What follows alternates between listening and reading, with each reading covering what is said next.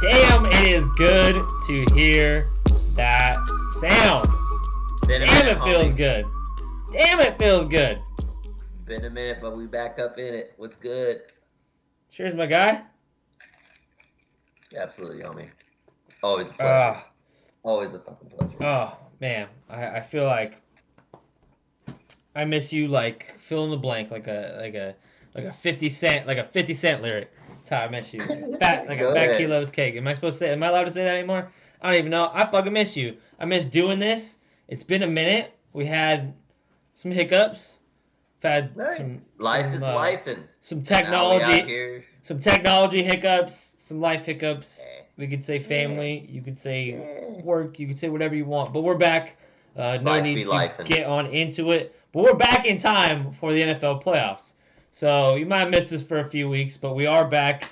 We're here with a hell of an exciting show. I think we're more excited than anybody that's probably going to listen to this just so that we can talk about it. Because every time you and me have talked this week, we've been like, let's save it for the pod. It's a good week. Yeah, we've had quite a wonderful season of NFL football. And I think we've been kind of reiterating this throughout the whole process. This was the greatest NFL regular season we've ever had. Fucking like, in my memory, for sure. No. Like, from an entertainment standpoint, like, even going into the season, I was like, week 17 games is reckless. Like, let's think of the players. Let's think of the health. Like, do we really need an extra game? And then it completely blew me away with how this last week went. Like, it was, I mean, fuck Roger Goodell, but well done, Roger Goodell.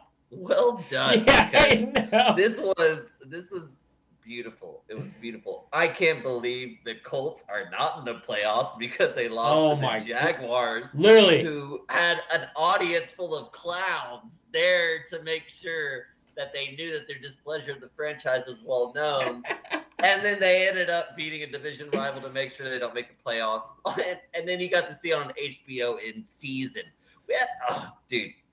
This season was phenomenal. Phenomenal. And the only way you can expect these playoffs to go is going to be spectacularly. So I'm happy to be here. Happy to be here with you again. Happy to be here with our listeners. Thank you for being a part of this. Thank you for being part of the season. It's been a blast. I've had a wonderful part of this whole process, and I think we're in for some genuinely wonderful spectacles in the next month or so. Yeah. Couldn't have said it better myself, man. This is leading up to be potentially the greatest playoff matchups or greatest playoffs of all time. We'll see. I don't know. We'll see. We're about to deep dive into them. But before we do, let's get it. We got a little format to lay out for everyone. Typically, you and me just kind of kick back.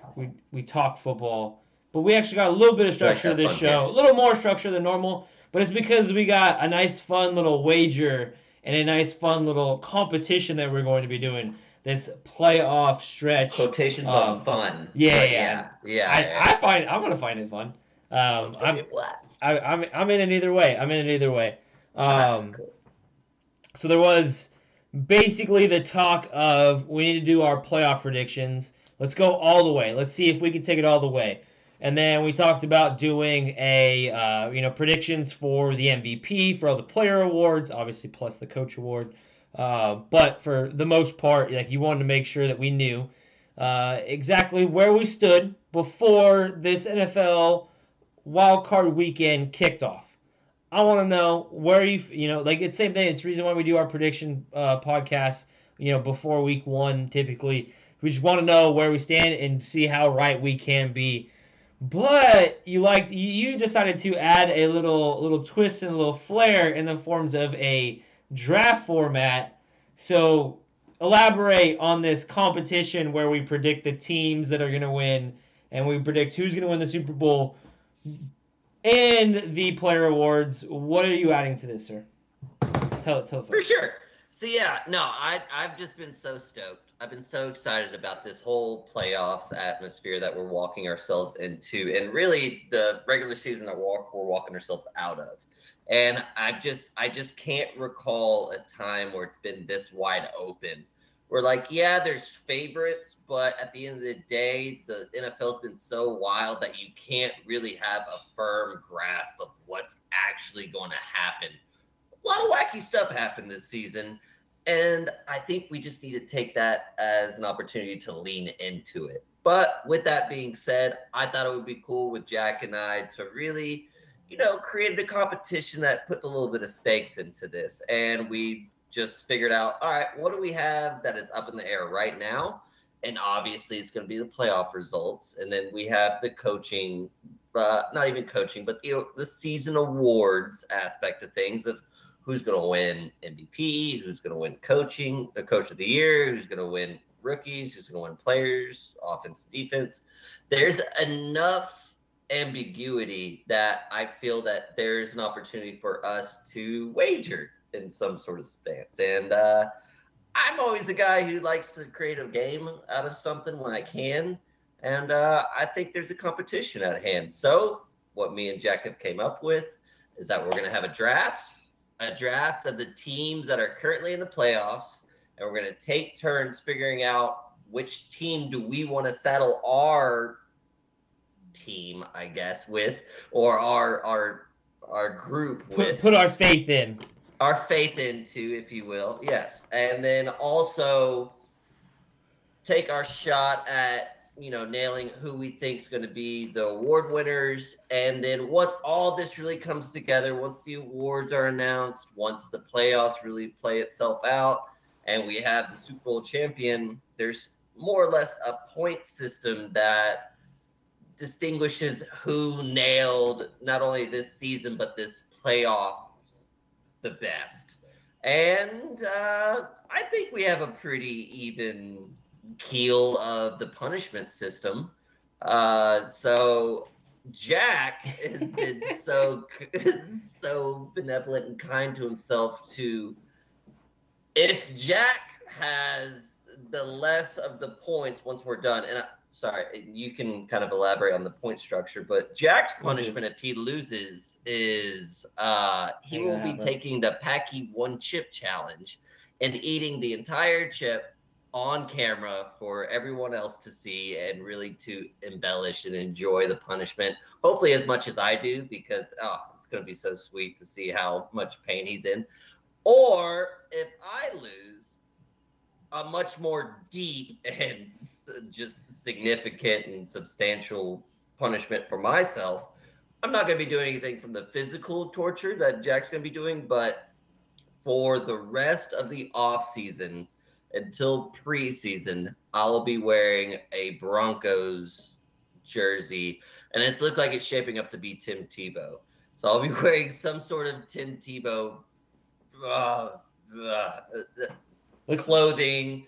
I don't know. I don't even want to think about it, but I'm going to be involving the Broncos because I think they're in for quite the off season, and I'm going to be presenting the regalia that comes with the resurgence of the Broncos this offseason. It's gonna it already makes my stomach hurt. Let's also be clear. Yeah, it makes your stomach hurt, but not as much as the other punishment.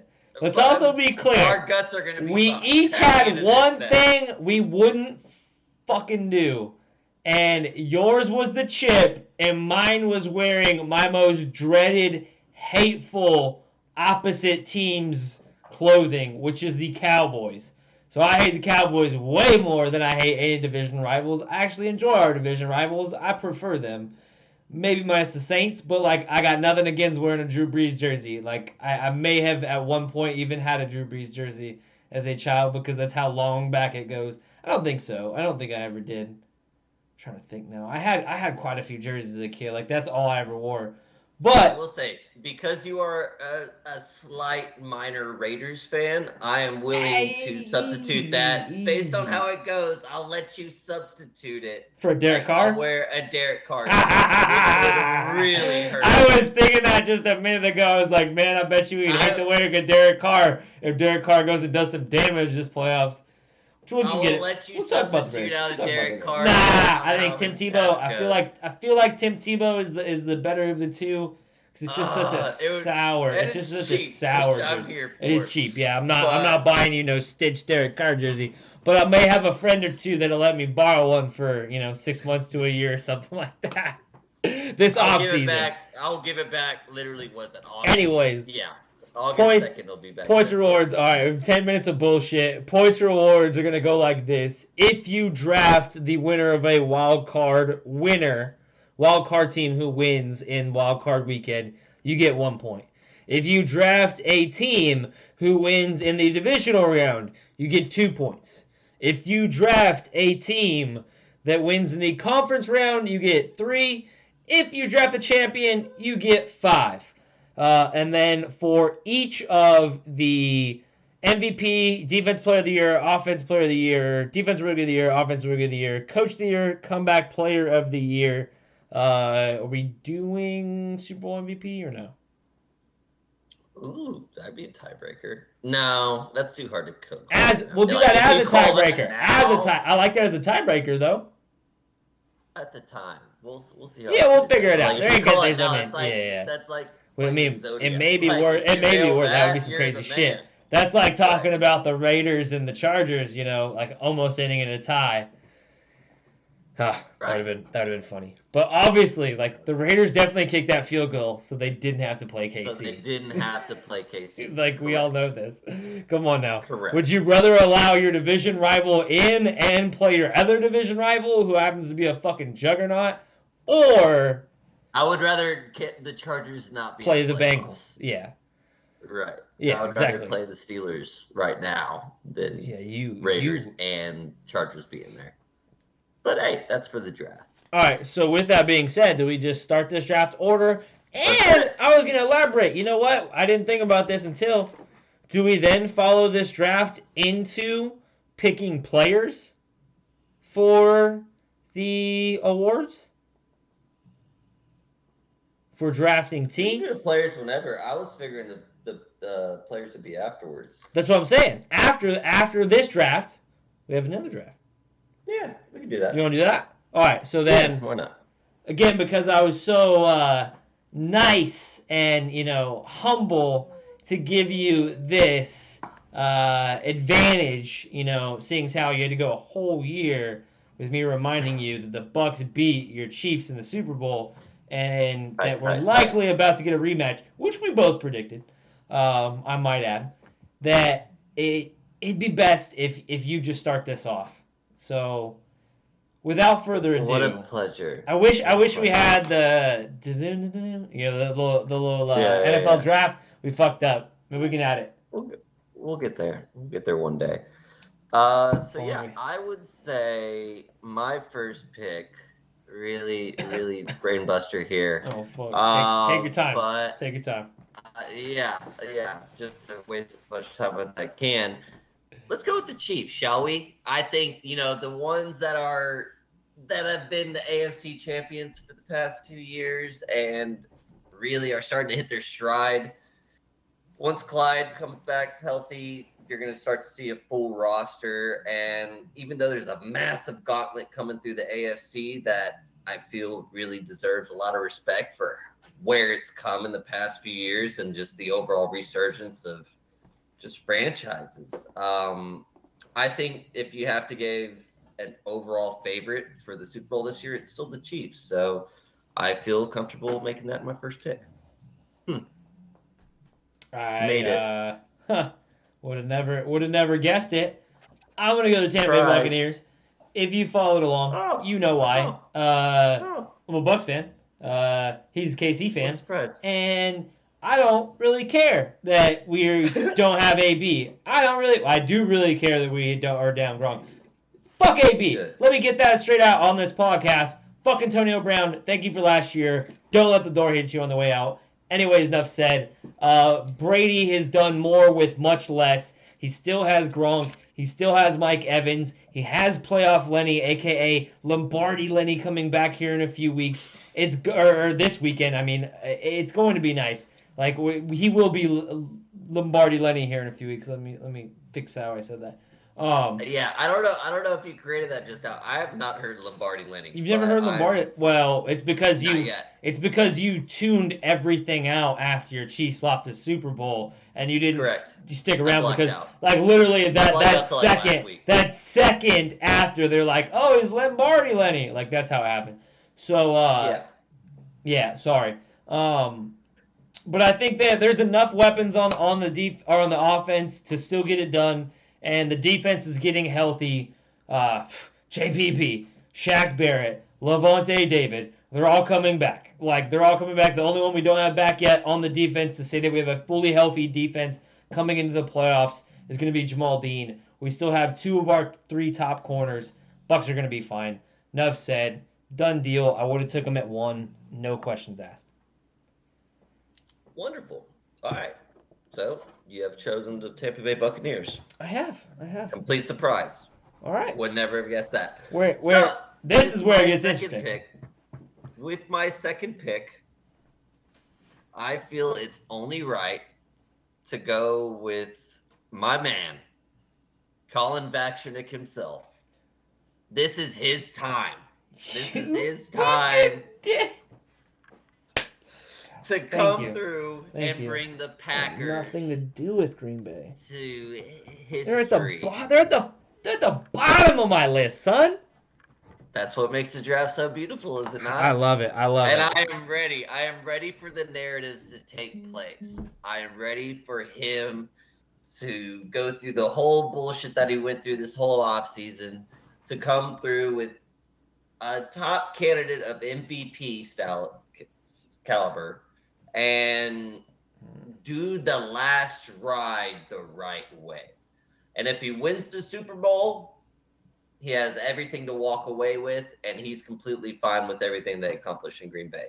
However, if he loses in Green Bay, I actually think that helps his chances of coming back with Devontae Adams. I do. And we can touch on that in a different pod. But I think there's a lot of storylines involved with Green Bay, with how their path progresses in the playoffs, that I'm willing to stick my guns to. And with that, the Green Bay Packers are my number 2 pick. I dig it. This one's hard between 2 teams. 2 teams that, I can't even say that. I can't give you any friggin', like, you picked the Packers at that spot, just ruins me. So then, because I don't think you're going that side again, that's where we're at the draft. I'm going, I'm gonna stick to the list. I'm going the Tennessee Titans. Derrick Henry. Like, enough said. If there is one being on this planet that you are scared of, that's the man.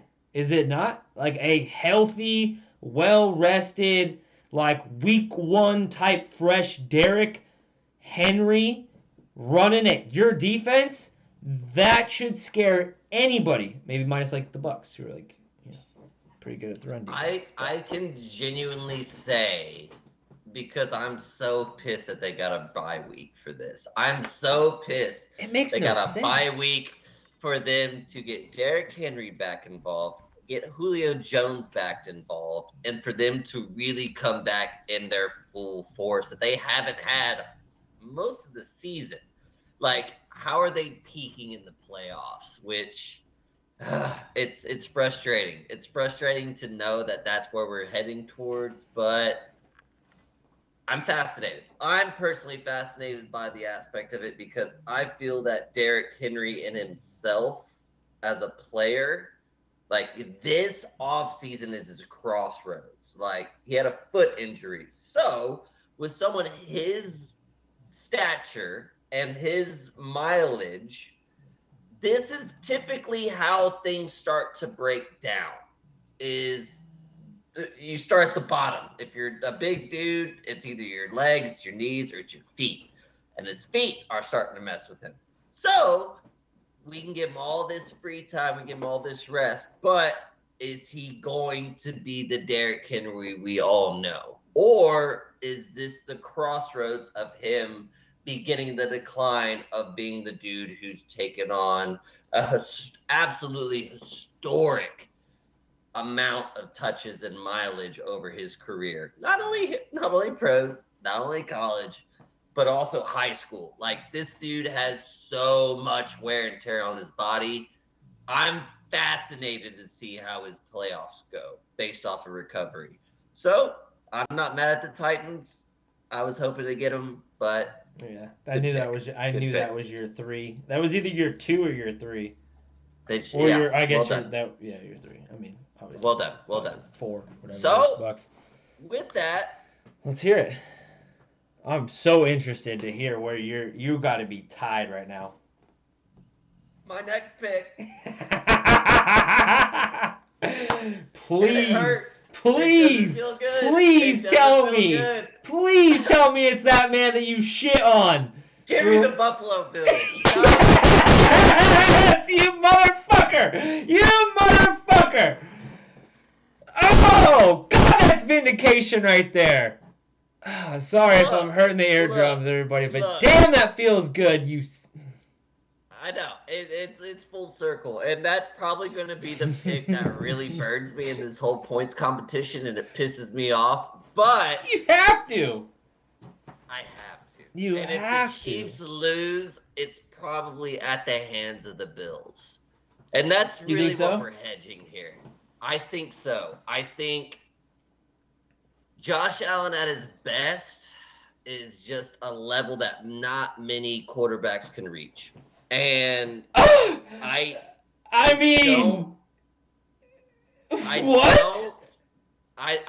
don't think him reaching his best is a sure thing, though. You know what I mean?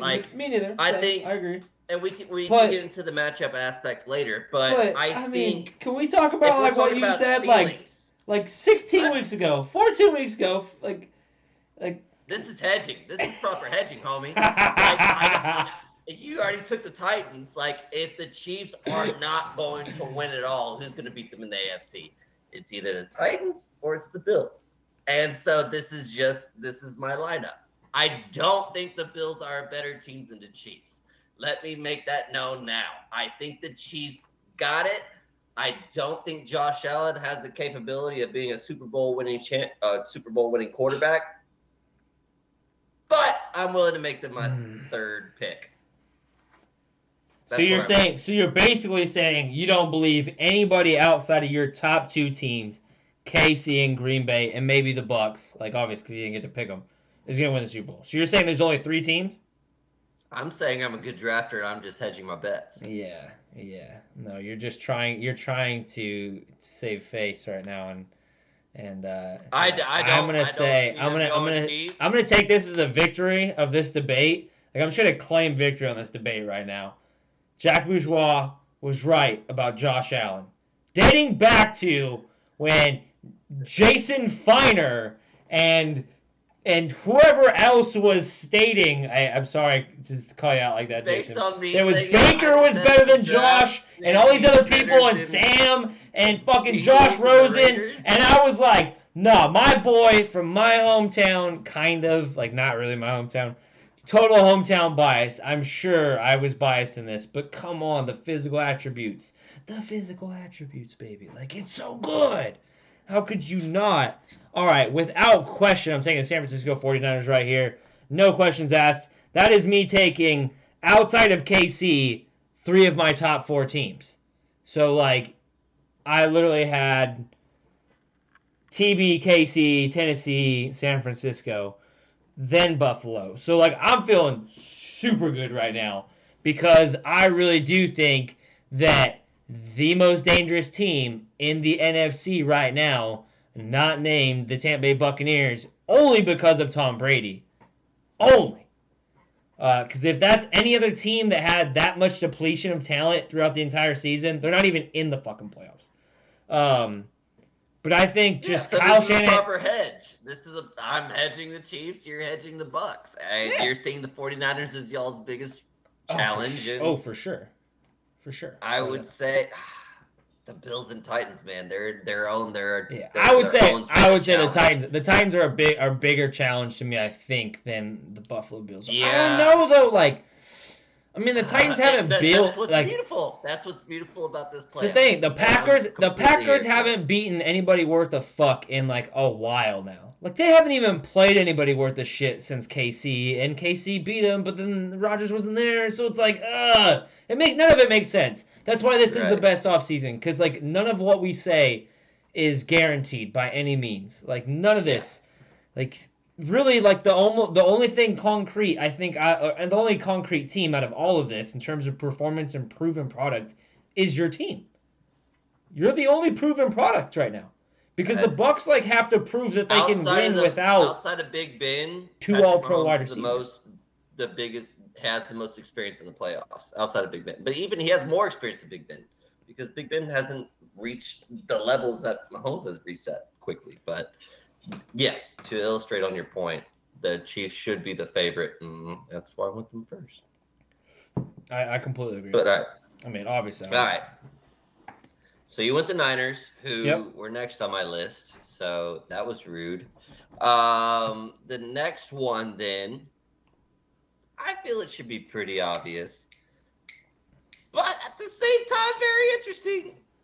LA? I'm going to go with the Rams. Let me take the Rams. I think that there's some very, very interesting aspects at play with this team specifically that we can get into a little bit later. But in terms of just ceiling, because that's really where I'm looking at when we're talking about power rankings of playoff teams, the Rams just have the talent and the firepower that you have to take notice of. And they have a coach who I respect and most of the league respects. And when you're talking about a playoff matchup, they can do different things that can be variable based on who they're playing against. So I feel good about going Rams. I'll take that and secure it. And who you got? I like the Rams. I don't know if you see me throw up the. Oh yeah, I guess you can't see me right now. I can't. I'm sorry. Again, technical difficulties. He's blind right now. He can't see shit. We here. Oh yeah, I threw up the LA. Like you can check it. I threw up the LA. You're gonna go LA Rams. Hands down. Again, I think our stuff is super close. Sorry, that was my dog. It makes sense. I completely agree with the Rams being the pick to go with right there. If anybody can get it hot, like if anybody can do it, it's Sean McVay. Obviously can't beat Kyle Shanahan, but as long as he doesn't have to face Kyle Shanahan, it's no big deal. So again, it just depends on how the seeding works out. But I think the Rams, especially with them having Sonny Michel working so well in that offense, Henderson, like they've got. I mean not Henderson. My boy Cam Akers coming back. My boy from right here, Vicksburg, Mississippi. Cam Akers coming back. I'm super excited to see what that Rams offense looks like, but equally as scared because if the Niners win like I believe they're going to, and the Rams win like I believe they're going to, I'm getting ahead of myself. And my team wins, then obviously like I have to play the Rams next week, or we have to play the Rams next week, and that's a little scary. It's a star-studded team. They have ballers. They've got ballers on the team, and they have a coach who likes to get the ball to their ballers. Yeah. And they're an interesting team to go through the playoffs with, and that's why I'm happy I picked them. Well, we'll see how it goes. How about we'll just say shall. that. We'll just say that. Who you got? I got Cincinnati Bengals. I think that Did you see my list, dude? Get away from Nah, my bro. list. I mean, come on. There's a guys. reason why we love each other. I mean, we're good buddies for a reason. I mean, great minds think alike. Oh, it's really like you look at the rest. Man. You look at the field. You got Bengals, Cowboys, Cardinals, Eagles, Patriots. The only teams you would maybe say like have the talent to kind of like do some shit that nobody expected would be the Bengals and the Cowboys. I fucking hate the Cowboys, even though I'm almost kind of wearing their colors right now. Now, like I look at it, But the Bengals, I mean, they beat KC. Like, they've beaten these teams already. Yeah, they did. Like, they've beaten the Raiders. They're likely going to beat the Raiders again. We'll get into that matchup. It's going to be really close. I think it's going to be a really close game. But, I mean, did they play the Titans? I don't think they played the Titans this year. But they've beaten a lot of big-name teams. And Burrow is playing like a beast. Jamar Chase, I mean, enough said. Like, their defense is legit. I mean, I'm just gonna say this. I don't know if this is the right time to say this because I wasn't sure if I should have said it during the matchups or this phase, but I will say this. Talking about Boy Burrow. The Bengals have a lot of 2018 Chiefs energy in the terms of like you've been in the cellar for so long. And you've been waiting for that excitement. You've been waiting for that firepower. You've been waiting for a team to really rally for. And I have two very close friends that are Bengals fans. And they have been going crazy over the past month over how the Cincinnati Bengals have gone. And I can't help but feel kind of that connection of like that's what it felt like back then. Obviously, Patrick Mahomes was, for 50 touchdowns. He was setting the world on fire. He was doing his thing.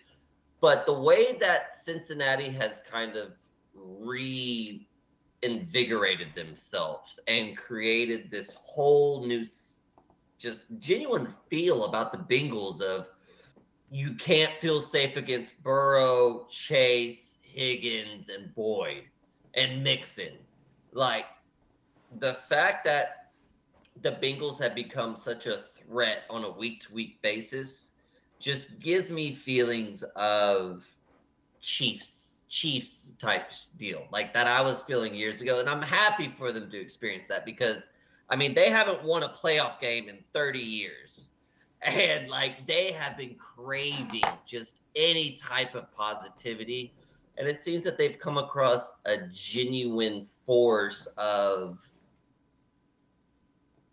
problems. Like Joe Burrow's a problem and Jamar Chase is really a problem. And the fact that Joe Burrow trusts Jamar Chase with any pass, he literally quoted the meme. Something you don't really get in any other team. Like nobody has the trust that Joe Burrow and Jamar Chase has. So from a playoff standpoint, they're incredibly enticing.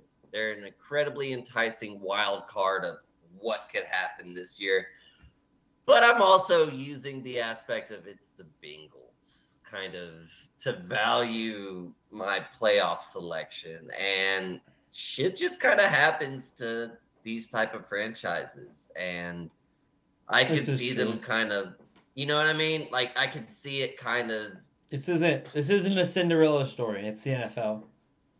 It's the NFL, and I could see just things kind of just like poof, like it didn't work out. I can easily see them. That's what's crazy is I picked them. I'm so on the edge of like the Raiders beating them because that game was super close. Could be a great game. That game was super close. Like I watched like the recap of that or like the condensed version of that like this week, and it was super close. Like they got after again. All right, we'll save this here for later. Give me your pick. We're at 30-minute mark. Sorry. You're right. Next pick's the Cowboys. Just because I like where they're at. I like the players at place, and I mean we're getting towards the end of the draft itself, and I'm just feeling that I'm gonna go with ceiling again, and I think the ceiling of an offense with Amari Cooper, CeeDee Lamb, Dalton Schultz, Zeke. I don't know if Pollard's going to be a part of it, but I'm comfortable making them my next pick. So I'll go with the Cowboys. It is. It's the best pick. Like they are the next right below. Again, I talked about it. Right below Cincinnati, it's got to be the Dallas Cowboys. Too much talent. You would hope like it would be cool for Dak the player, not the team for me. Dak the player to have like that. I would hate to see the Cowboys make a run because then I have to deal with Cowboys fans making a run. Yeah. So I think in essence of like hedging, like I get some joy out of the Cowboys doing well. And that's what this is. I want nothing to do with it. I'm glad you took it because you could have took them with your last pick because I wasn't going to get any enjoyment out of that. But I'll go fuck myself. I'll jump on. So like I would have on the list they would have been there. But I would have took, even if they were there, the Cardinals because they have the better quarterback. And at this point, you trust the better quarterback. Cardinals just smacked the shit out of them, and it was without A.J. Green. Everybody's getting on that. Not that I don't even think anybody's getting on the Dallas bandwagon, but like everybody just forgets, what's just recently happened over the last couple weeks, and it hasn't looked good for them. Yeah, they threw up a bunch of points against a second team defense. Who gives a shit? So I think if anybody can do it, the Cardinals can do it. AJ Green DeAndre Hopkins won't be back this week from what I've seen today, but next week, the week after, if they can get him back, then they could potentially be a Super Bowl team. So if they can sneak 1 or 2 wins, who knows? But there's no way they're winning the Super Bowl without DeAndre Hopkins.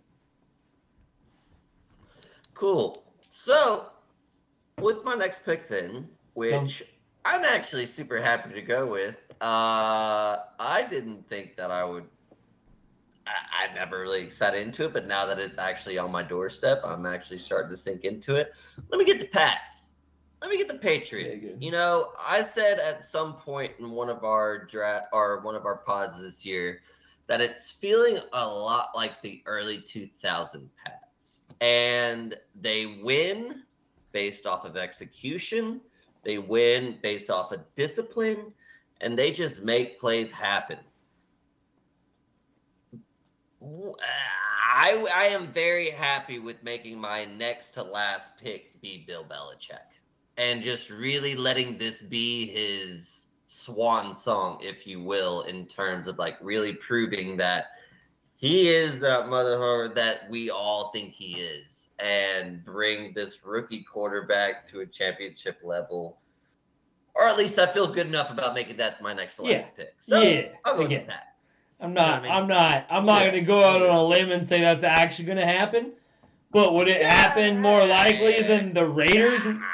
Is it going to happen? To be involved with that run. Yeah. If I'm involved with that run, I'm happy for it. Yeah, And is it more likely than the Raiders winning the Super Bowl? Is it more likely than the Steelers winning the Super Bowl? Is it more likely than the Eagles winning the Super Bowl? Yes. Yes. So great pick by me. Yeah, low hanging fruit. I got Vegas. Right. Come on. I love a good fruit. I've been riding with him for too long. You keep calling me this Vegas lover. I'm not, but I was a somebody who is now no longer with the NFL ever beneficiary, and I appreciated them for doing that. But I love his sponsorships. He always had great sponsorship. choices. That one guy who we no longer speak of. Yeah, we're not. All right, so you went Raiders. Yeah. And then I think it's just customary, with how we operate. I think for the last 2 remaining teams, I'll go ahead and get the Eagles because that's who Tampa Bay is playing. And then you go ahead and get the Steelers because that's who the Chiefs are playing. And then we'll make this all, synergistic and make this all whole. Synergistic. And, yeah. And then I'll root for Nick Sirianni and Jalen Hurts this week and be disappointed with our results. And then we'll go from there. Yeah, because I'm definitely rooting for Big Ben and the as you should. Pittsburgh Steelers. Yeah. I love the Steelers as a franchise. Just hate the quarterback. That's all it is. It's real simple. He's a shitty dude, but that's another point. He's not a good person. Right. Not a good person. Again. So that was our draft. That was our draft. I got Tampa Bay, Tennessee, San Francisco, Cincinnati, Arizona, Las Vegas, and Pittsburgh. You got KC, Green Bay, Buffalo, the LA Rams, Dallas, New England, and Philly. Good luck with that, sir. I feel like I just hit home runs because Literally 3 of my 4 top picks I got. So I'm stoked. I am stoked. Get that digestive system ready, homie. You got something coming your way. I'm $1.50. It'll be out in like 30 minutes. I'm not worried about it. I got a fast metabolism. And I hope so. I grew up around some of the spiciest Mexican food a man can imagine, and I love it. That should help you. I eat fucking jalapenos for breakfast, son. Like, I'm all about it. You don't even understand. All right. You're good. We've already gone too long, so let's just jump on into our awards. And so I guess it flips on over to me already. And you know what? I feel like I'm actually going to give you one here. Because you've already stated that you're going Aaron Rodgers. Because you stated that Rodgers was about to put up an MVP performance. So I'll let you have it. I'll let you have it. Like, you can have that. Because, I don't know if you heard any of... I simply am betting this against the fact that there is a lot of people that are apparently stating, or low-key stating, at least one voter stated, they will not vote for Aaron Rodgers. And what's crazy to me, oh my God, I'm going to try and not cuss as much, but it's insane that how many people went from Aaron Rodgers is a terrible person, Aaron Rodgers this, Aaron Rodgers that, Aaron Rodgers MVP. Those exact same fucking people. You guys are you guys are hypocrites. You all suck. They don't. But at least they're they don't better. Believe in what they're saying. They're better, but they're better than the MVP voter who said that he will not vote for Aaron Rodgers strictly because of his vaccine. Not even stance. The fact that he couldn't get a vaccine, like he's allergic to the vaccine, he can't have it. Doctors recommend. Again, no, I'm not talking about it. No. He's immunized though. yeah. So I'm going. Why is that? So I'm going Tom Brady, but I think Cooper Kupp deserves the MVP. I'm gonna state that. Okay. So I'm going TB, but it should be Cooper Kupp. That's what I'm betting on, not what I'm voting on. So with these picks, can we pick the same people? I mean, and just like wash out. If you want. I mean, we didn't have this because planned I feel before. like a few of these are gonna be. We didn't plan this, but now I'm looking at it. I'm sure we're gonna have a few of the same. Yeah, but I mean, the backups. Again, that's the way the. All right, we should have gone over that anyways. But it's all right. All right, who you got? I went MVP. Yeah, no, I want Team B12. It's your MVP now. Oh yeah, Rodgers, right? Okay. Rodgers. Yeah, you have to at least announce it. Yes, Aaron Rodgers. Oh, you know what? I'm just gonna keep saying it. See, I feel like now, because now I technically get first pick for each and every one of these, so that isn't fair.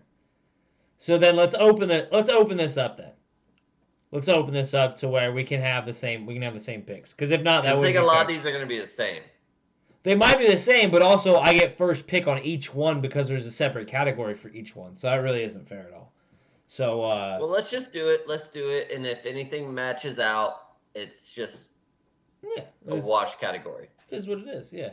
All right. So where are we going? Straight up offense player of the year? Yeah. All right. Cooper Kupp? Yes.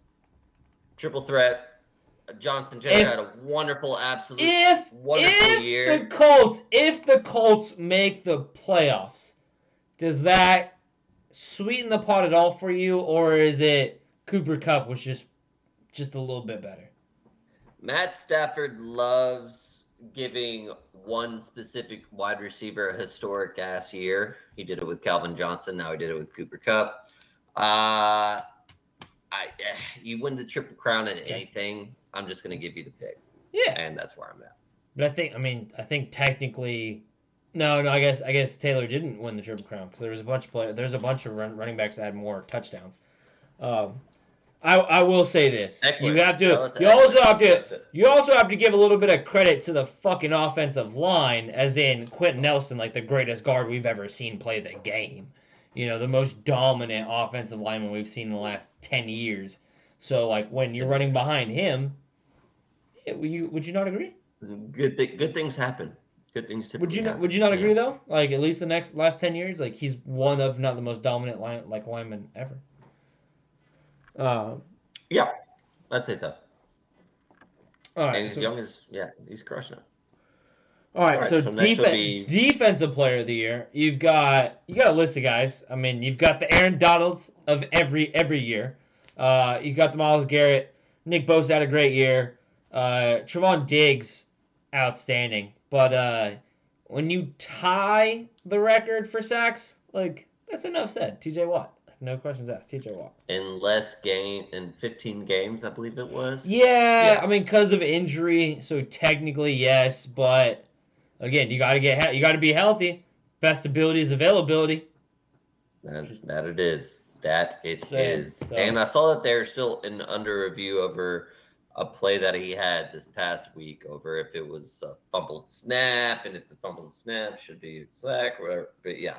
Yeah, I know. So right. So technically, I was watching that live.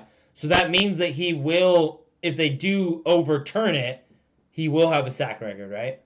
Okay. All right. So yeah. So with that, What? Okay. So we should probably watch that, right? Yep, that's a wash. Cup's a wash. I mean, I guess we could have snake ordered this. That's what we should have done. We should have snake ordered this side. We messed up.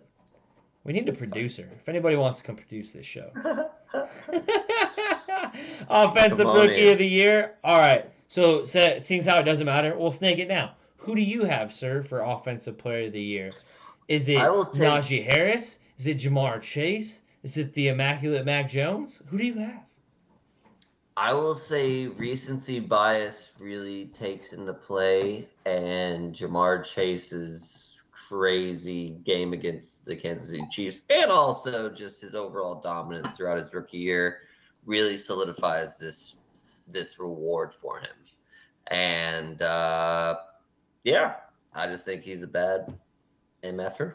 And he's going to be a problem for the next few years, and specifically this year when it comes to Offensive Rookie of the Year awards. So that's my pick, Jamar Chase.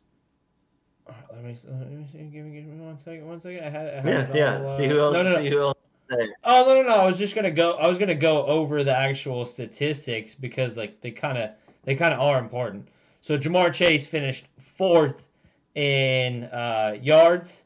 He had 13 touchdowns, 1,455 yards as a rookie, 13 touchdowns, which also is 3rd and 4th in that. Yet at the exact same time, where is it? Jamar Chase is 20th in catches. Yeah, it's top 5 in all other categories, but 20th in catches. Like they do a lot of sideline just like drop shots. Yeah, they're literally just throwing. He's throwing it up. I mean, it is the meme. To play against. Oh yeah, I'm sure that must have sucked. At the same time though, Najee Harris had 1,200 yards rushing on 307 carries, 7 touchdowns. I know he had a bunch more receiving yards too. So those numbers are probably pretty close in terms of production. But we're talking about somebody who touches the ball well more than twice as much, or is even target or touch as one of Blitz stats. Way more. So you have to. Jamar Chase as a rookie as a wide receiver was outstanding. Like you expect running backs to have that production their rookie year because that's when they're in peak physical condition to be a running back. Year 1 and 2 is where a running back always breaks out. Always. Hands down. Yeah, no and the fact, like, he was a top 5 pick as a wide receiver whenever Burrow was there, and then he sat out for the year, and then he still was a top 5 pick. But the fact that they were able to regain each other's availability is unheard of. It's crazy. It's a beautiful, perfect storm for the Cincinnati Bengals, and it's going to be fascinating to see how that team grows over the next I'm few years. realizing. But I digress. Sorry, go ahead. I'm realizing this entire thing is going to end up being a wash. Not all of them. Tell me you're not going Micah Parsons. Micah Parsons is the next one. We could watch that one. But I would like to hear who you have your comeback career for. Joe Burrow. Okay, me too. The next one, Mike Vrabel. I'll take. Who's your coach? I'll take Dak. You'll take Dak for the comeback. I was in between. Now you're like kind of. You're showing faith. I mean, it's. You know what I mean? Like I saw that as a toss-up. I actually had like Joe or Dak because I figured the situation would pop up. I'll take Dak. I think Dallas Cowboys Comeback Player of the Year awards. Like I think that has something to do with it for sure. So we go Burrow. We're going. So this is the big one. Who's the Coach of the Year then? So yeah, this is the only one where I think we can actually. This is the big one. I was tied because like. I'm sure we're tied on the same person or two people. For me, it's Vrabel. For me, it's Vrabel or Taylor. And Shanahan. Shanahan really does go like gets in that for being able to take this team up to where it's at right now. But I'm going Vrabel. I mean, he's just like he's who the person I want to root for. I've actually had conversation with Zach. Super nice guy.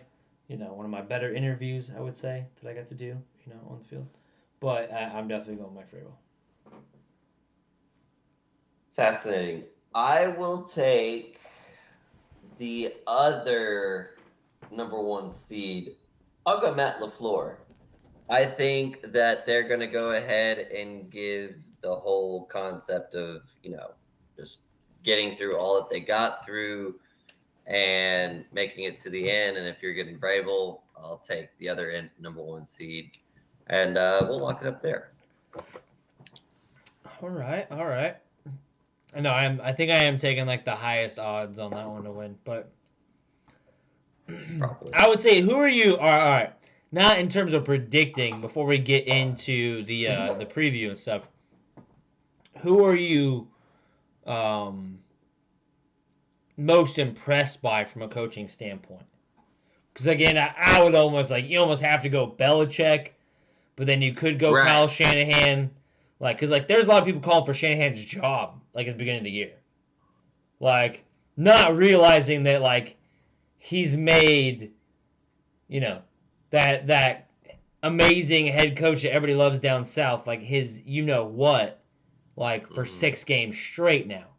So, yeah, it honestly would probably be Belichick, just because of the lack of offensive talent there was, and now they're in the playoffs, and the fact that he just put together an entire defense full of old returning players or old Belichick cronies, more or less. He proved this year. He proved this year the Belichick system does work. Last year we questioned it. This year we're like, all right. They had a rebuild. They had a rebuild year. No big deal. Right. Going into this year, I was very just sunken into the fact that this is a massive year for the legacies of both Tom Brady and Bill Belichick, in the sense of how do they do without each other. Obviously, last year went much better for one than the other.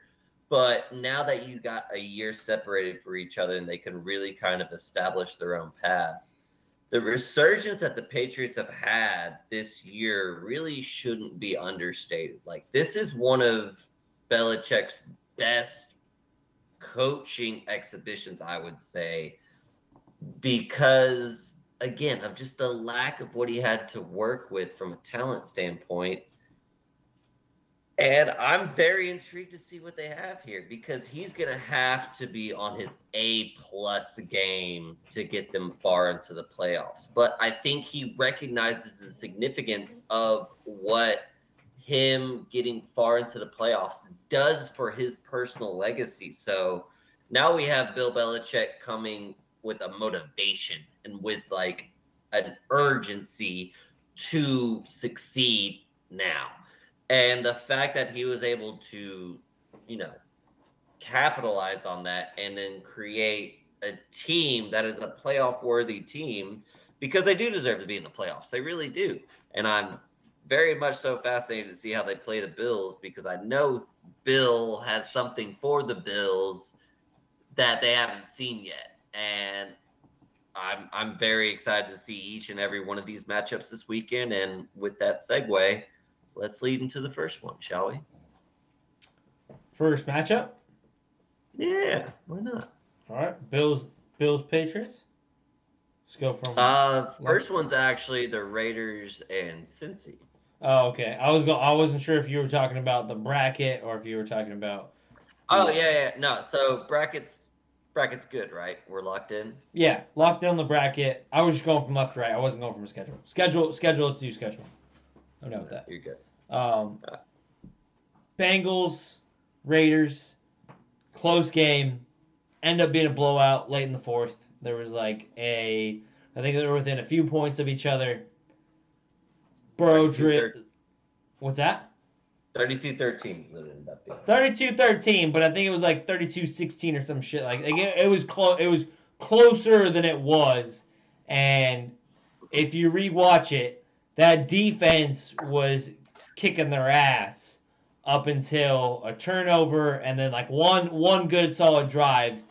Burrow was under pressure, under duress.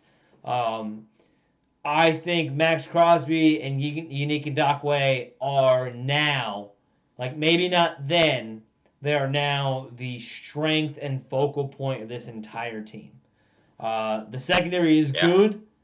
The secondary has some ballers on it. Casey Hayward has played outstanding this year. Nate Hobbs has come from a nobody to just a legit stud. They have some really good players. They have 4 or 5 linebackers they can throw at you between Diablo Divine. They have who else is I just went completely blank. I know. You're good. God damn it. Sorry. Jump in on yours as I think of who I'm trying to talk about. No, you're good. And naturally you're going to come in with some Raiders optimism. I'm here for that. I appreciate that. I was given all the Raiders optimism I could give before I got to the final point. Yeah, finish them off on how we both believe. I'm glad you could provide that because I didn't have any. Yeah. I would say this is going to be Cincy's first playoff win in 31 years. Coincidentally enough, the win they had 31 years ago was against the Raiders. Nice. And I don't see. Also, fun fact: this is Derek Carr's first playoff game. Crazy. The other playoff he game earned a that playoff the Raiders game. Didn't play for it. Yeah, he broke his leg. Broke his leg in week 17. Big debut. This is his big debut. And against KC, right? I'm sorry? Didn't Derek Carr break his leg against KC? I'd have to go back on that. I can't give you a yes or no on that. All I know is that this is his first game, and I'm actually I can't wait to watch it because it's going to be wonderful to watch. But at the end of the day, you're dealing with the fact that they're going to Cincinnati, the fact it's going to be cold, and another fun fact for you, Derek Carr, since 2014, has gone 0-5 in games that are less than 38 degrees in temperature. And it's currently setting up to be in the 20s somewhere. The dude doesn't like to be cold. The dude doesn't like to be hit. And I think you're going to start to see a little bit of a feeling of the stage is a little bit too big for him. He doesn't have enough talent around him to get him to where he needs to be.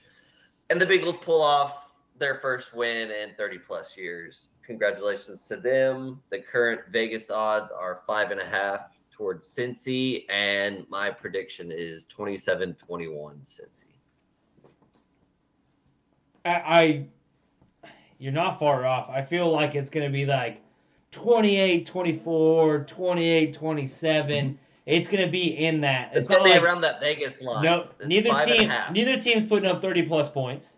Like the big play Bengals aren't putting up that much points against a really good bend but don't break Raiders defense. Denzel Perriman is who I was trying to figure out, by the way.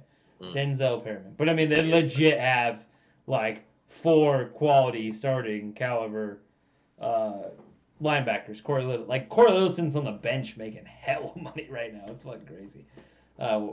Real quick, before we step away from the Raiders, what do you think happens to Rich Bisaccia? Because the man is the first interim head coach to get his team to the playoffs. Wonderful. And Derek Carr got his team to the playoffs. Sorry. I know you hate Carr. But like, I don't hate Carr, but like I'm giving props to the guy. I'm giving props to the guy who got them there off of a head coach firing and a wide receiver going to jail for the rest of his life. Like, there's leadership. Do you really think that? Like, you think that was that guy? You think it was a special teams guy, or do you think it was Derek Carr? Like, who do you think like rallied the troops more?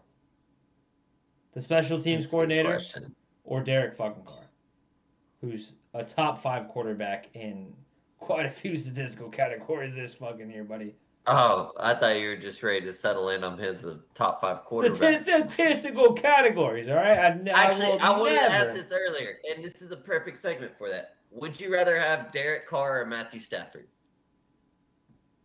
What's the difference? Fuck, man. What's the difference?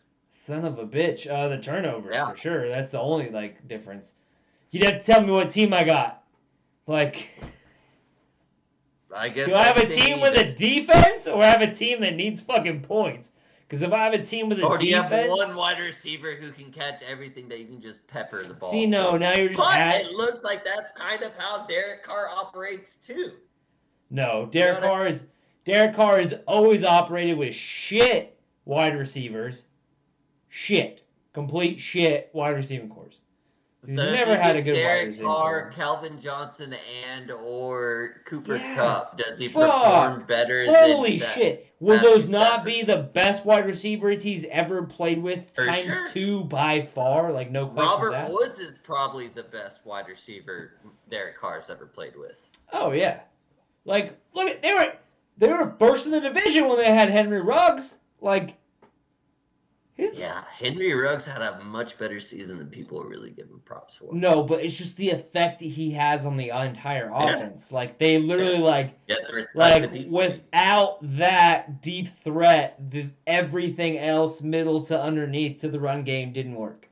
Like, it took them forever to recuperate. It wasn't the defense. It's never been the defense. It was the offense. That offense fucking struggled the second Ruggs left.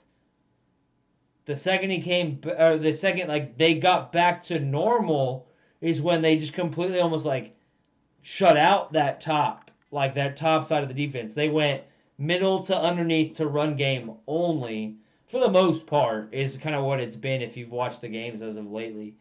But yeah, I mean, look at like Derek Carr. All right, so Derek Carr trying to fill that role. Derek Carr threw 35 less yards than Patrick Mahomes this year. Without Travis Kelce, without Tyreek Hill, without a legit offense. Like, that's got to be... So you're putting Carr over Stafford? No. No? No, I think I would put... Again, it depends on the defense. Are you telling me I have a defense or not? Tell me if I have a defense. Do I have a fucking defense? Because if I need you to... If I have to put up 30... If I have to put up 30 points... If an opportunity presents itself, you can get Derek Carr, Matthew Stafford. Oh, okay. For the Bucks, fuck. I think I'm taking Carr. I think I'm. Fuck, that is so. Okay. That's one of the hardest questions you've ever had. But like, that's really what started to dawn on me as we were talking power rank. Is like, I think they're the same person. Like, no, not even close. They're the complete opposite. One doesn't turn the ball over, but he typically doesn't put up hella points. One puts up a ton of points, but he turns the ball over. But he hates being tackled.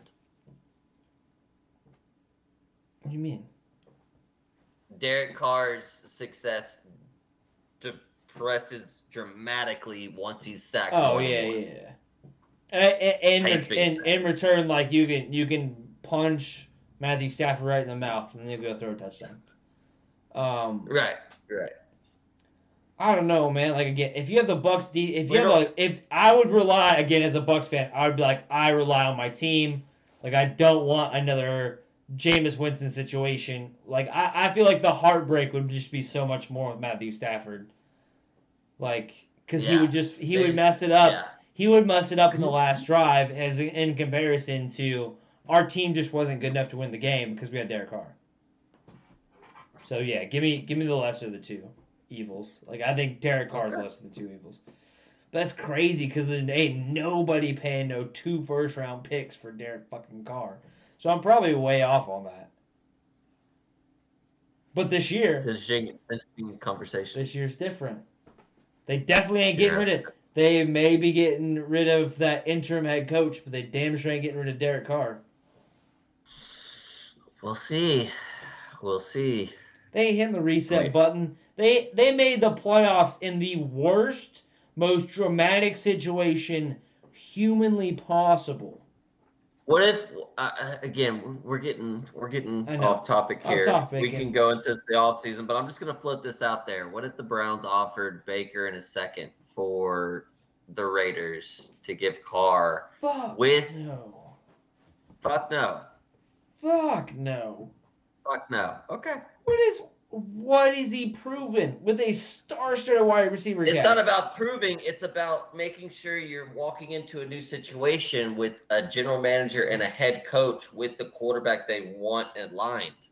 Like, I don't think Derek Carr is seen that highly. I don't think there's not a single coach in the NFL that would say they want Baker Mayfield in a second over Derek Carr.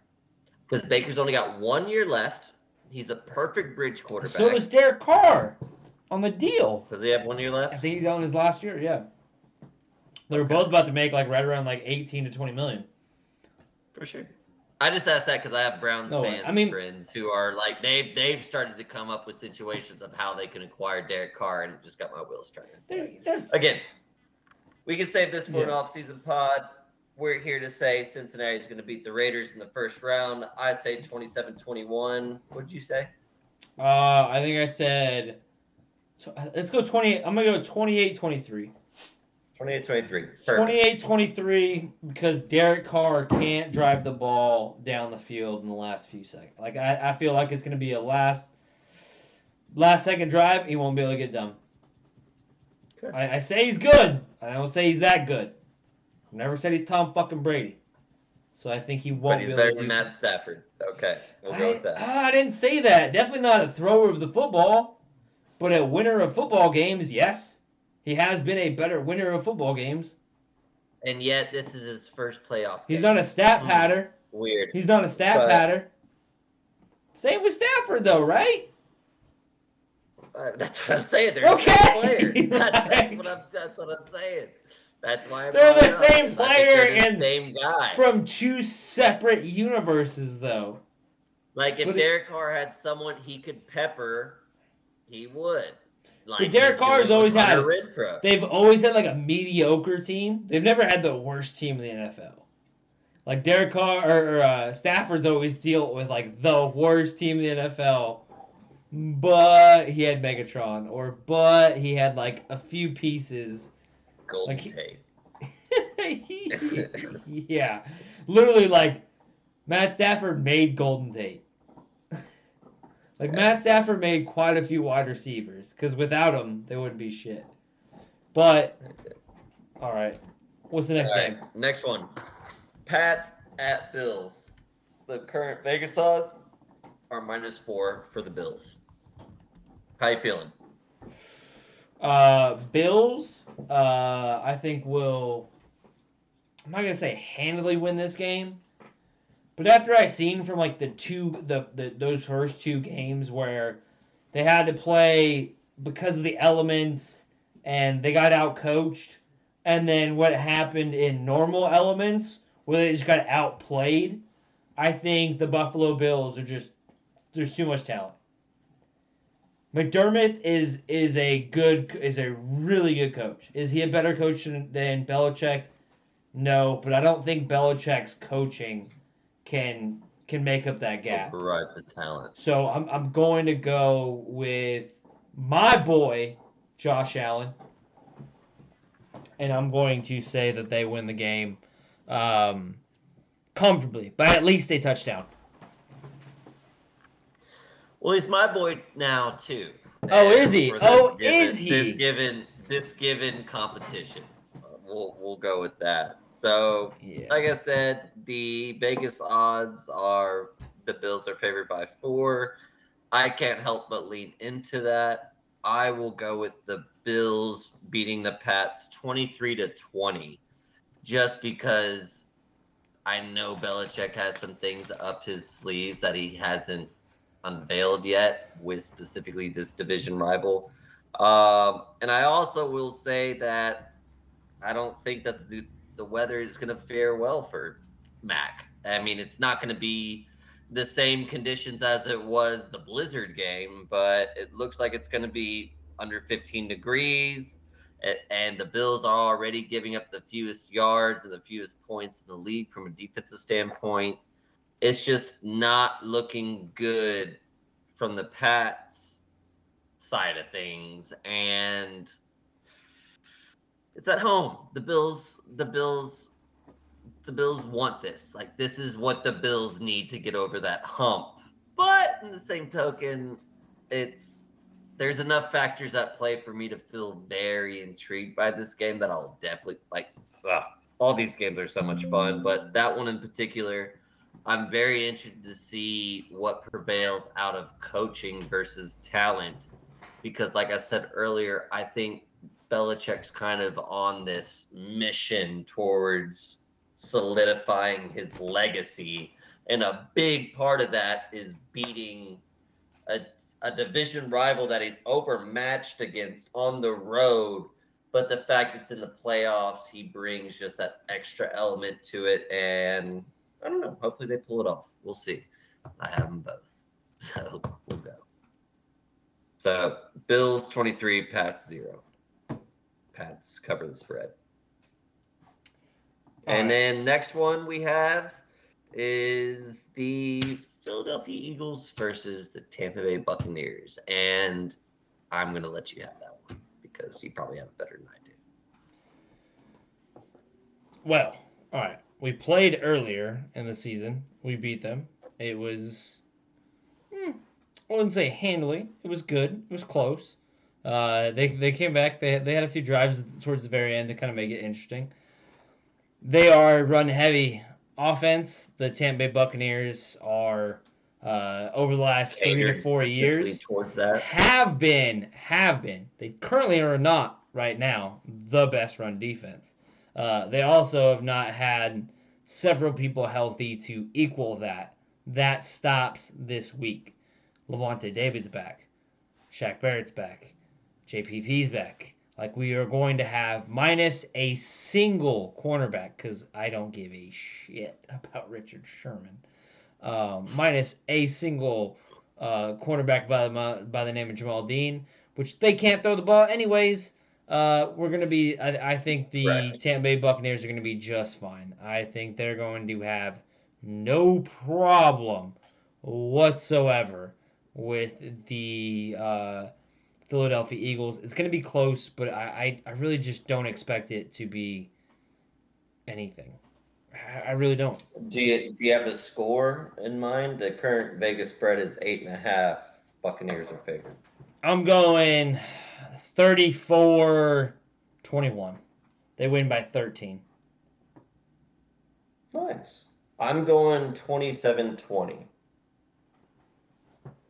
Just playoff shenanigery.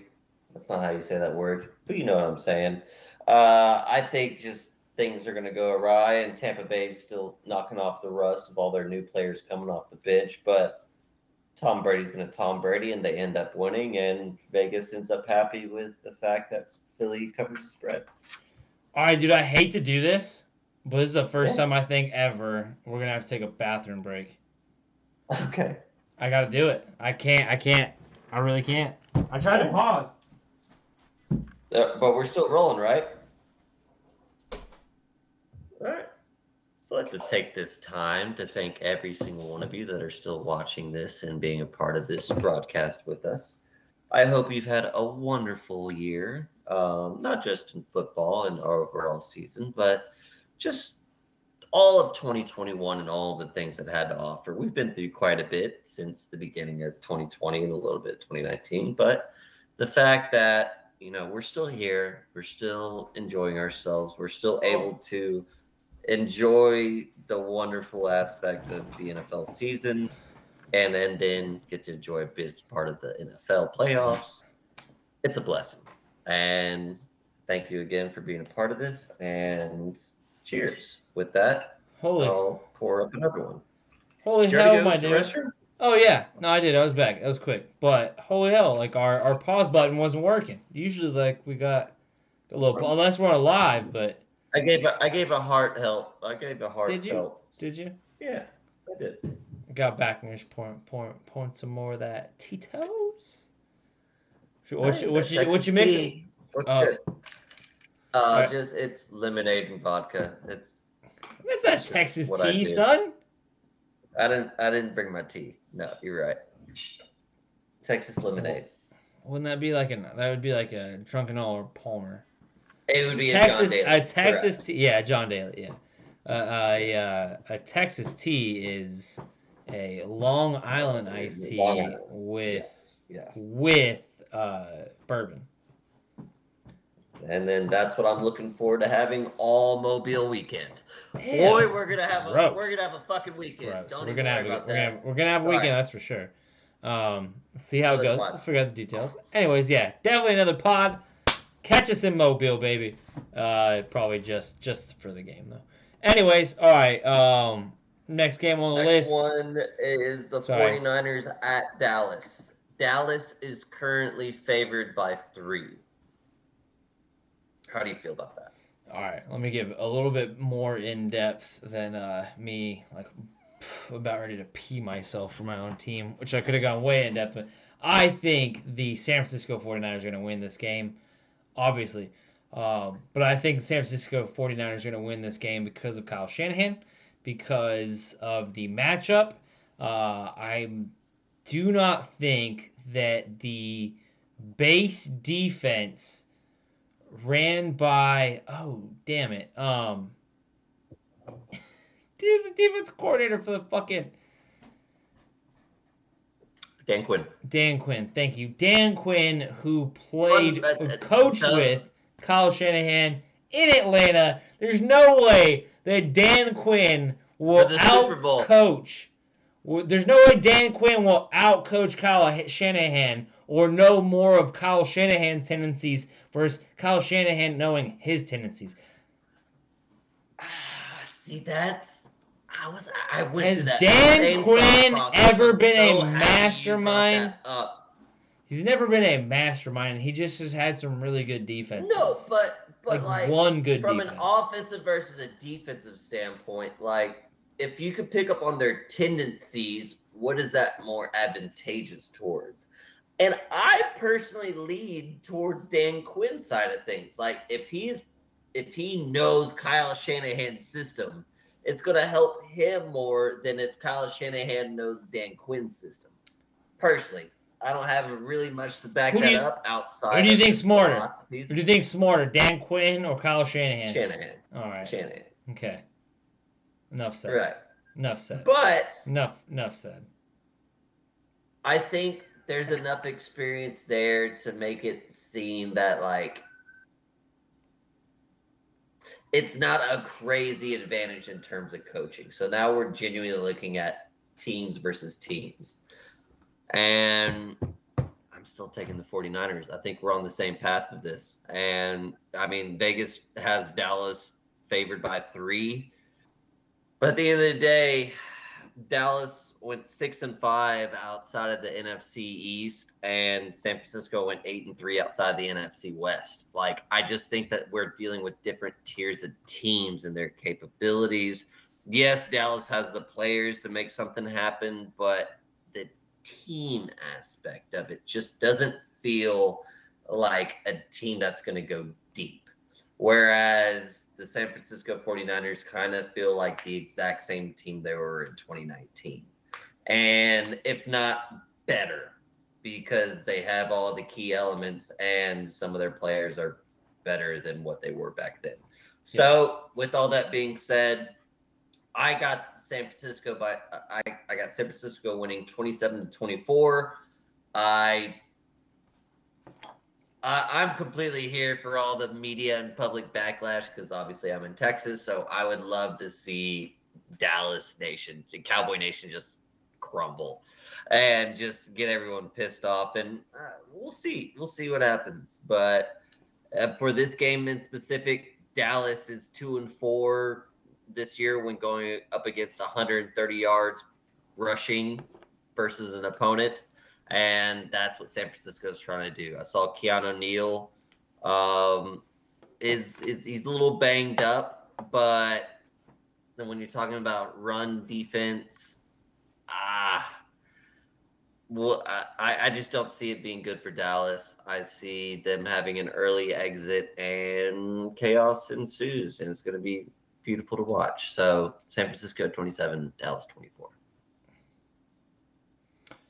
I think there's gonna be some suspense. I think maybe like the Cowboys go up early again, like how the Rams did, and the Niners come rolling back. But they're just not set up. Like, you cannot play base man coverage against a zone run team like the San Francisco 49ers. As soon as those linebackers turn their backs, they're fucked.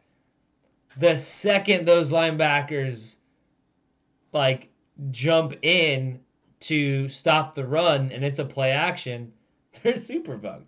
Like, I don't care how good Michael Parsons is. He ain't covering like George Kittle one-on-one. Like, he's not there yet. Can he be there? And if he is, then he's not rushing the Eli Mitchell. Yeah. Yeah, or he's not taking care of Jimmy G. So they don't have enough Michael Parsons. Pick your poison. As to the Niners, they have solid linebackers. They have a solid front four. They're better in the trenches on both sides of the ball. No questions asked. Like, the Cowboys do not have the offensive line they had years ago. It's just not there. Yeah. And so they're going to win the trenches. They're going to win the run game. Like, what is Zeke? Like, I think, again, you have a better chance of Tony Pollard breaking a run than you do Zeke against this, like, thick boy, fucking heavy linebacking core. Like, they're not... Nothing's getting past them. Like, I don't think Zeke's going to have more than, like, 60 yards rushing. 70 yards rushing, tops. He's not going off. He's not going for 2 tutties. It's just not going to happen. So, and again, let's be real. We're talking about, like, plain and simple. Enough said, Kyle Shanahan versus Mike McCarthy. Better coach. Enough said. All right. Rams Cardinals, right? Or no. The Rams Cardinals is Monday night. That's Monday night. Sunday night, I mean, we don't have to spend too much time on this. I got the Chiefs. Chiefs are currently favored by the biggest margin in wild card playoff history by 12.5 points against the Pittsburgh Steelers. Chiefs are playing them at home. They beat them 36-10 a few weeks ago. And that was without Travis Kelce because he was on the COVID list, and Tyreek Hill was a little hindered with his things. Thanks for that. Missed the fantasy playoffs because of that one. Oops. Sweet. They got up to 30-0 early in the third quarter, and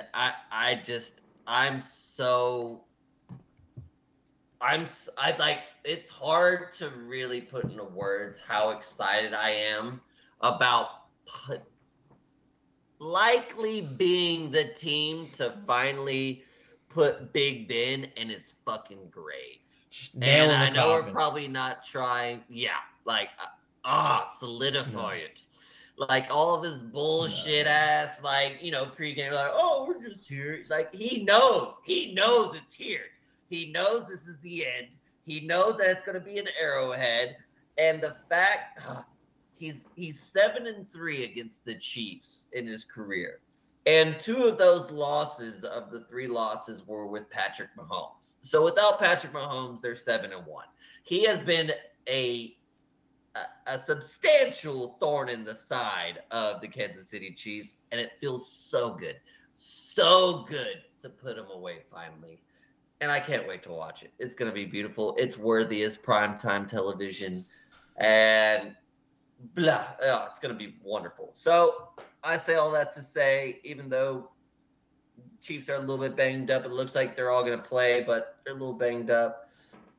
Chiefs are going to start their run off well against the Packers, the Steelers, and with the 12.5 favorite, I think they're going to beat them 38-13. They beat them up. They beat them 36-10. I think Pittsburgh throws another field goal in there, and the Chiefs just put a little bit more stank on it, and it's 38-13 total. Take the spread, take the points. Let's get it. I was going 38. I was going 38-14. I really I was going 38-14 with beautiful. With those beautiful. Being garbage, only garbage one touchdown, time points. 2 field goals. Yeah, I guess 2 touchdowns and an extra or 2-point conversion that doesn't work. I'm here for either of those. Yeah. You know what? I feel like you're right. They don't have the offense to keep up with it. The defense is getting refigured. Yeah. Blow them out. You're going 38-13. I'm going 38-14. I'm gonna pull that. That's wonderful. That's I'm gonna pull that whole. I wonder if the price is right. You're right. I wonder if the total's what's that? 52. Yeah. Yeah, 51, 52. That'd be gnarly. But all right, we're on the same page with that. We can move on to something that may be a little bit more divided. Arizona at the Rams. Rams are favored by 4. How are you feeling about that? Rams, baby. Rams all day. No DeAndre Hopkins. They just got JJ Watt though. Does that not do anything for you? I would love it to do something for me. I really would. It would be nice. I would be I would be very appreciative of that. I love JJ Watt. I pray to God that man gets a ring before his time is up. But his time is up. After this year, next year maybe tops. Unless he goes. I think he has another one I think he has 1 year left in him. To get or to be on or to get to a Super Bowl champ. I just don't think the Cards are a Super Bowl team. No. I mean, again, they were stunning before the injuries came into play. Specifically with Kyler Murray and DeAndre Hopkins, that makes up a majority of their team in terms of production-wise. And now that Chase Edmonds is limited, James Conner practice this week. They're coming in banged up. They just got done. Benjamin. They just got their ass kicked by the Rams a couple weeks ago at their own home. Again, I think they're 8-1 on the road though, which is pretty crazy. There's a legit good. Even with Colt McCoy, they're a legit good road team, but I don't care if you have Kyler Murray at MVP caliber status, fully healthy. If you don't have Nuke, that whole wide receiving core just doesn't look as good. It looks at best. On AJ Green. Yep, and I'm not, and so I've got the Rams. You're talking about Jalen Ramsey, Aaron Donald, already better than any player on that other team, on the defense side of the ball. You can say Chandler Jones maybe, but let's be real. Those are the two best at their position, or two really close to the best at their position. You've got their running back group or running back room is getting healthy. Cam Akers got back this last week. Sonny Michel has just been of a blessing to this team. Having them add in this week, it didn't pan out so much for fantasy for us, in the long haul. But that was a good lockup early on in the season to sit on. So yeah, I'm Rams. I think, do we really unison the whole way through, right? That's literally what I was looking at right now. I was like, should we do a parlay at something? Like, I mean, at this point, like it looks like we this has nothing to do with nailed the all of them. competition. This has nothing to do with the Right. competition. So Right. again, it makes the next bracket easier for us, so we don't have to talk about other like three different games.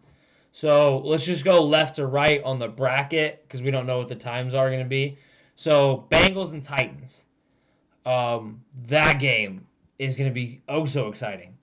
But I am riding that Derrick Henry train.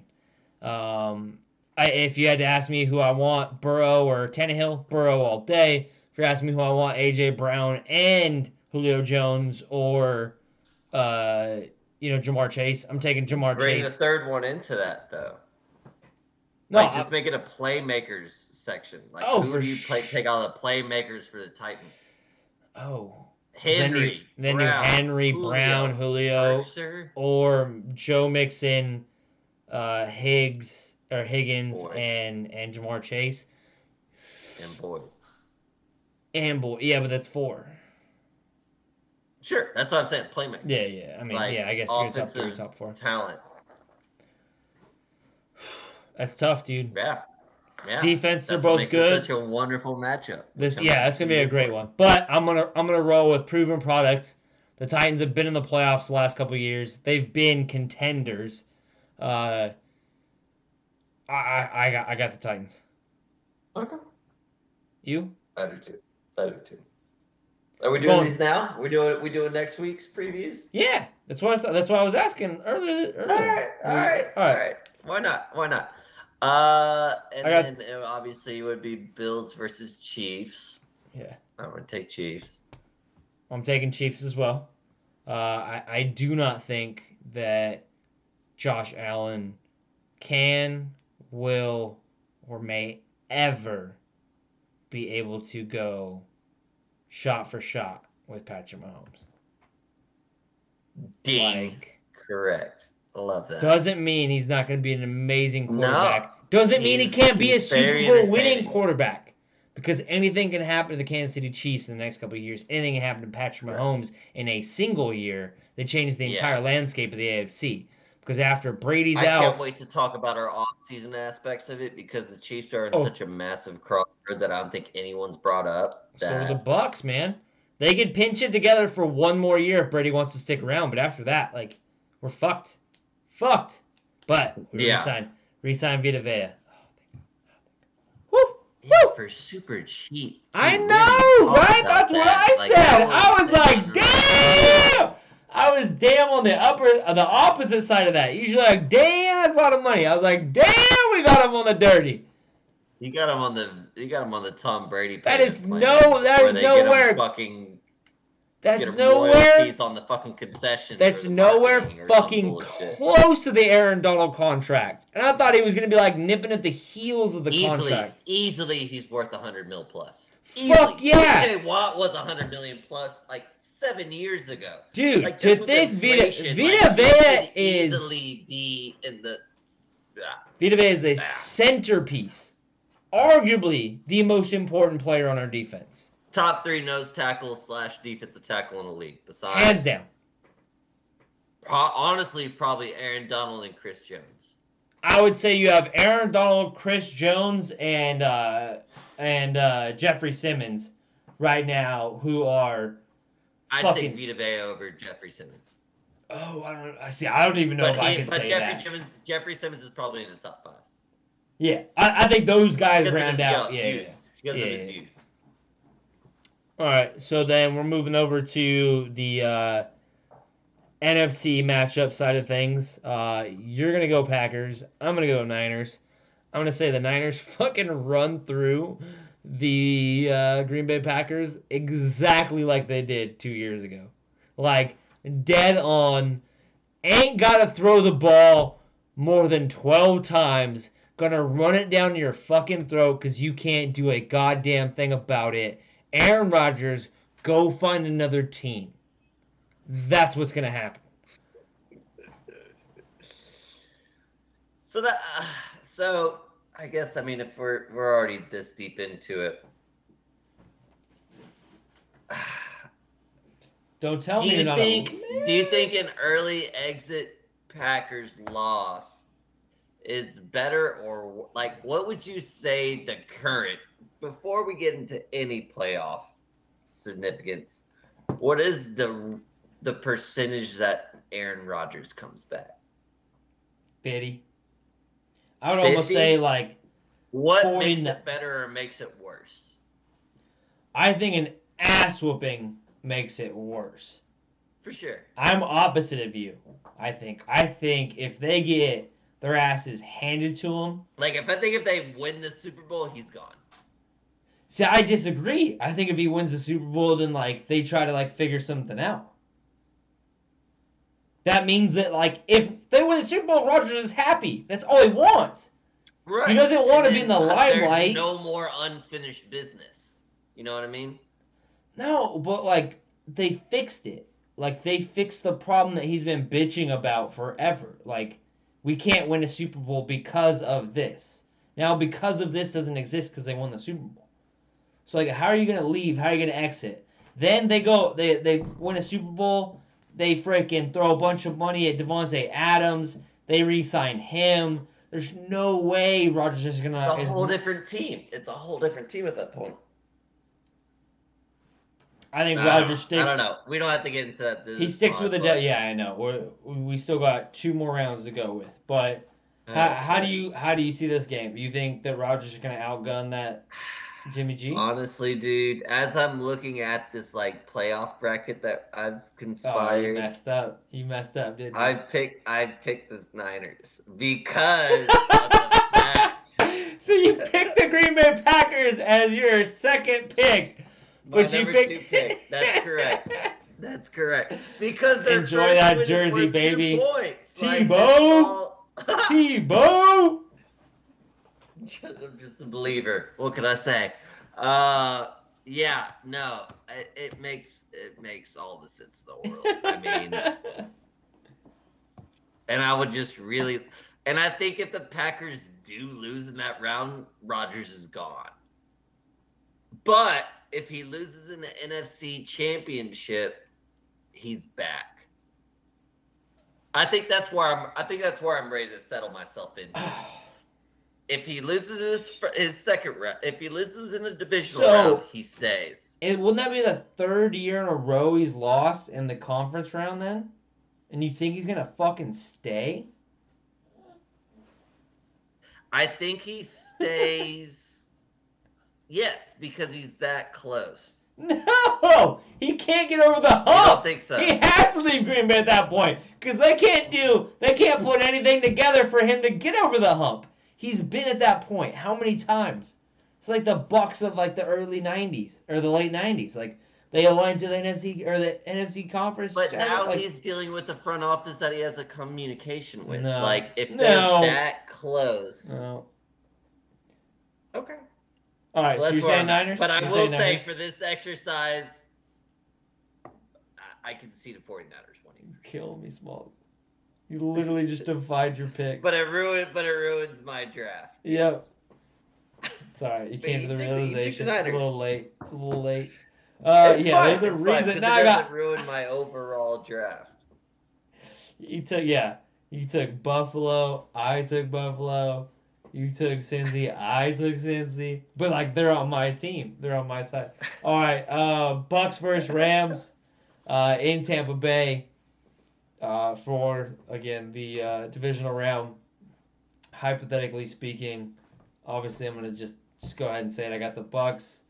But it's kind of sketch because like the Rams have beat us the last 2 times. Super sketch. Like they kind of have our number. And if Ramsey is just, if they plant, which I would, if I am the Rams DC, or if I'm the Rams coaching staff, I'm definitely having Ramsey travel with fucking Mike Evans that game. Like, you make every other wide receiver. You make every other wide receiver beat you but Mike Evans. So that scares the living shit out of me. But I don't know. I think with a healthy Lenny and Gronk, because they don't have anybody for linebacker. Like, their linebacking core has been trash for 15 plus years. Like, name me the last, like, solid linebacker to play for LA. I'll wait. I'll die waiting. Ogletree. Where is he now? Alex Ogletree. How Giants, well? Yeah, he went to the Giants. He's no longer there. How long did that last? Well, that's your answer. You just asked me Yeah, the again. answer. I gave Yeah, you again. That's all I got. That's all I got. It really wasn't that good to begin with. No, I did like Alec Ogletree. He was good. But realistically, they've never been able to stop the run. They haven't stopped the run in a long time. That is their weak point. That is their weakness. Look at the Niners. I mean, the Niners keep beating them, and most of the time it's through the run game. So I'm hoping the Bucs get the run game going. That's what I'm going to say. That matchup makes me probably more nervous than any other matchup. It should, and that's why I'm choosing the Rams. Yeah. And it's because of the player matchups. It really comes down to that. I mean, Aaron Donald. I mean, Tom Brady obviously doesn't move around a lot, but he moves within the pocket a lot. But you have the best pocket disruptor in the entire league going against him in this specific matchup.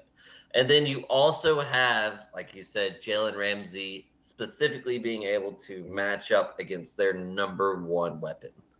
So now you're essentially going with the Tampa Bay Buccaneers with their biggest threats being Leonard Fournette and Rob Gronkowski.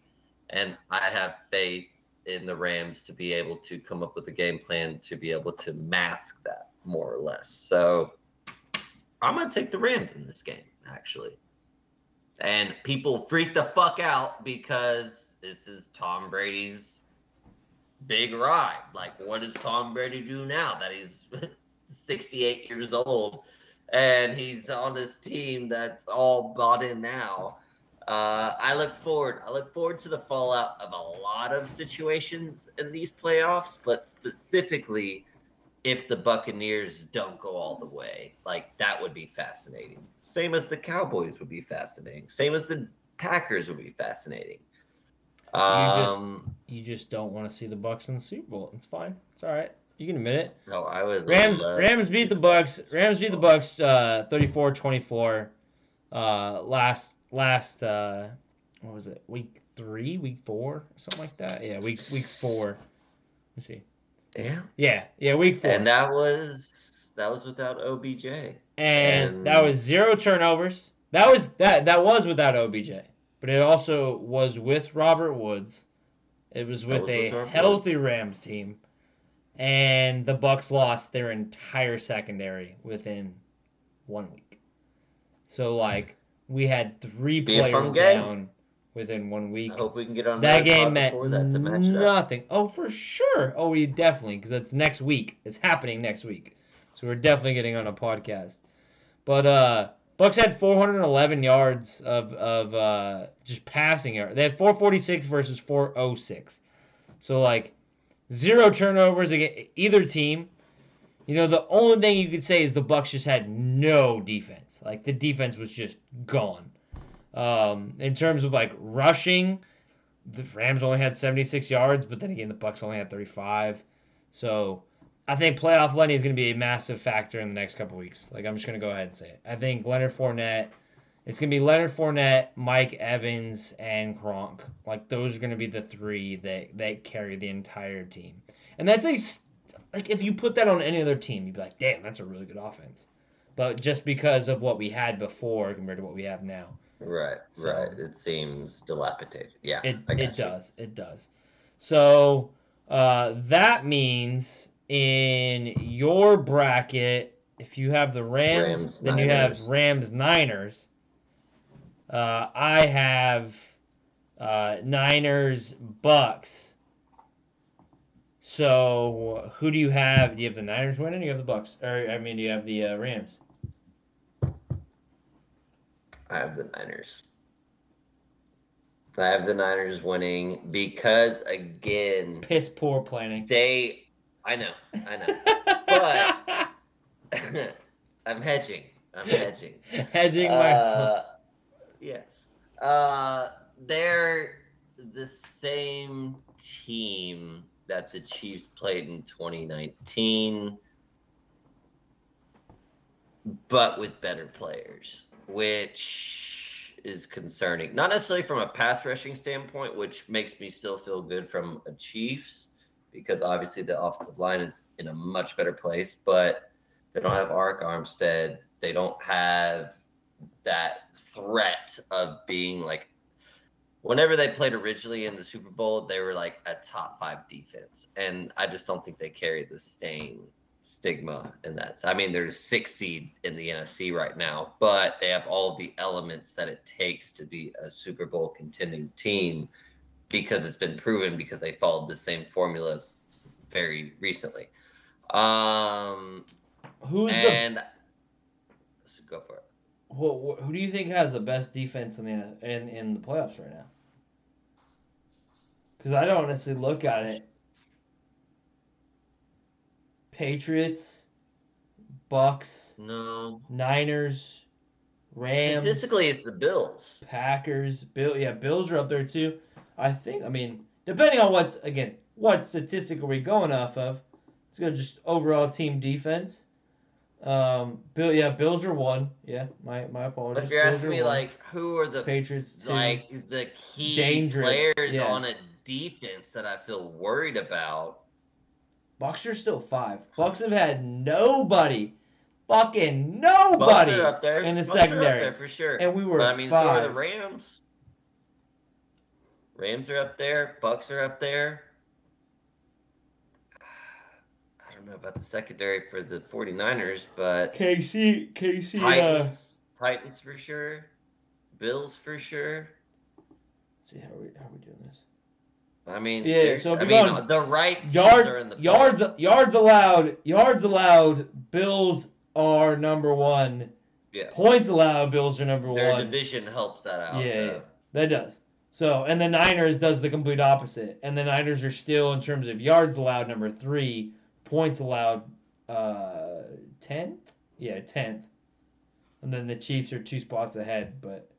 No, the Niners are nice. They're not... Again... That's what I'm saying. Don't look at the Niners. Out of the 10 teams in the playoffs right now, only one... out of the top 10 defenses, only one of them is in the playoffs right now. Out of the top 10 defenses is Buffalo? Out of the top 10 defenses, the Broncos are the only ones not in the playoffs. Oh, not in the playoffs. Yeah. Right. So literally the top 10 defenses, 9 of 10 are in the playoffs right now. Big Fangio, man. Let's finish this bracket out. Yeah. Chiefs, yeah? Yeah. I think Derrick Henry is amazing. I don't think he's more amazing than Patrick Mahomes. Correct. And their secondary is kind of shit. Tennessee's? Yeah. Yeah. It's not that good. It's not playoff pressure good. Let's put it that way. Right. I don't care if it's kind of been like they literally have the MO to beat you guys. I would love to beat Tennessee in Nashville. Oh, I might even go to that game. Like that. You're gonna be a broke some bitch after this year. I'd be coming back in rags, but it'd be worth it. It's alright, dude. It's only a few hours from my house. I got you. Appreciate you. But yeah. Alright, so then champions, that's my call. Alright, so you're saying the Chiefs over the Niners. I'm gonna say the Bucks over the Chiefs in the exact same manner that it happened last year. Yeah. Surprise. Who would have seen this whole prediction We'll coming? talk a hell of a lot more about this in the upcoming weeks. So I think this is Look forward to it, homie. Yeah. This was solid. This is a solid, trip back. Fun. This is a nice little 2-hour pod to get back on schedule and figure out where we're at, where things are at. I'm happy with it. So I think we leave it at that. Cool with me. Good luck. Wish the best for you. You as well, homie. I really do. And once again, for those that, for whatever reason, didn't catch me in the middle of Jack's pee break. Thank you for being a part of this whole season for us. Thank you for. Hey, when you gotta go, you gotta go. It's been a pleasure on my behalf. I'll speak for Jack. I know he's enjoyed it as well. Thank you for being a part of this process. There's